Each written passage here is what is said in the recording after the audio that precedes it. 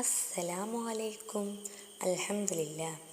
പ്രിയപ്പെട്ടവരെ, ഇന്ന് നമ്മുടെ വീഡിയോയിൽ പറയുന്നത് നമ്മുടെ ആഗ്രഹങ്ങളൊക്കെ നടക്കാൻ വേണ്ടിയിട്ടുള്ള ഒരു ദിക്റാണ്. ഈ ഒരു ദിക്റ് നമുക്ക് ചൊല്ലിക്കഴിഞ്ഞാൽ നമുക്ക് ഉദാഹരണത്തിന് നമുക്ക് പെട്ടെന്ന് കുറച്ച് കാശിനൊക്കെ അത്യാവശ്യം വന്നു. അപ്പോൾ അതിനുള്ളൊരു മാർഗം അല്ലാഹു തആല നമ്മൾ പ്രതീക്ഷിക്കാത്ത രീതിയിൽ നമുക്കൊക്കെ കാണിച്ചു തരുന്നു. നമ്മൾ എന്ത് കാര്യം ചെയ്യുമ്പോഴും ആത്മാർത്ഥമായി അള്ളാഹുവിലേക്ക് കൈ നീട്ടിക്കഴിഞ്ഞാൽ അല്ലാഹു തആല അതിനുള്ളൊരു പരിഹാരം നമുക്ക് കാണിച്ചു തരിക തന്നെ ചെയ്യും. വളരെ ബുദ്ധിമുട്ടുന്ന സമയങ്ങളിൽ അത് കാശിനാകാം, അല്ലെങ്കിൽ മറ്റ് ചില വിഷമങ്ങളാകാം. ഈ സമയങ്ങളിലൊക്കെയും ഈ ഒരു ഇസ്മ നമ്മൾ ചൊല്ലിക്കഴിഞ്ഞാൽ നമ്മൾ പോലും വിചാരിക്കാത്ത അല്ലെങ്കിൽ പ്രതീക്ഷിക്കാത്ത ഇടങ്ങളിൽ നിന്ന് നമുക്കതിനുള്ളൊരു മാർഗം തെളിഞ്ഞു തരുന്നതാണ്. ഒരുപാട് കടങ്ങളുള്ള ആളുകൾ ഈ ഒരു ഇസ്മ പതിവാക്കി കഴിഞ്ഞാൽ ആ കടമൊക്കെ നീങ്ങിപ്പോകാനുള്ള ഒരു വഴി അല്ലാഹു തആല കാണിച്ചു കൊടുക്കും. അതുപോലെ തന്നെ ഓരോ ആഗ്രഹങ്ങളും മനസ്സിൽ കൊണ്ട് നടക്കുന്നവരുണ്ട്.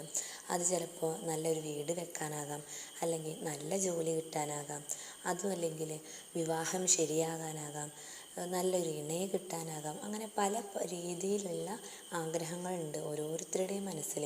അപ്പോൾ ഇങ്ങനെ നടക്കാതിരിക്കുന്ന ഈ ഒരു ആഗ്രഹങ്ങൾക്കൊക്കെയും ഈ പറയുന്ന ഇസ്മ നമ്മൾ മുറുകെ പിടിച്ചു കഴിഞ്ഞാൽ അതിനുള്ള ഒക്കെ ഒരു പരിഹാരം അല്ലാഹു തആല നമുക്ക് തുറന്നു കാട്ടുന്നതാണ്. അതുകൊണ്ട് തന്നെ നമ്മൾ ഈ ഒരു ഇസ്മിനെ നമ്മുടെ ജീവിതത്തിൽ പതിവാക്കുക. നമുക്ക് ഏതാണ് ആ ഒരു ഇസ്മ എന്ന് നോക്കാം. യാ വഹാബു യാ അല്ലാഹ്, യാ വഹാബു യാ അല്ലാഹ്, ഔദാര്യം നൽകുന്നവനെ എന്നാണ് ഇതിൻ്റെ അർത്ഥം വരുന്നത്. അതുപോലെ തന്നെ യാ മുഇസ്സു യാ അല്ലാഹ്, യാ മുഇസ്സു യാ അല്ലാഹ്, പ്രതാപം നൽകുന്നവനെ എന്നാണ് ഇതിൻ്റെ അർത്ഥം വരുന്നത്.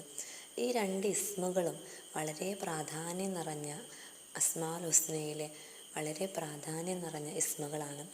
ഈ ഒരു ഇസ്മുകൾ നമ്മൾ 100 പ്രാവശ്യമാണ് ചൊല്ലേണ്ടത്. സുബ്ഹി നമസ്കാരം കഴിഞ്ഞ് നമ്മൾ ഈ ഒരു ഇസ്മ 100 പ്രാവശ്യം വീതം ചൊല്ലുക. നമ്മുടെ എല്ലാ ഹലാലായ ആഗ്രഹങ്ങളും അല്ലാഹു തആല നമുക്ക് നടത്തി തരുന്നതാണ്.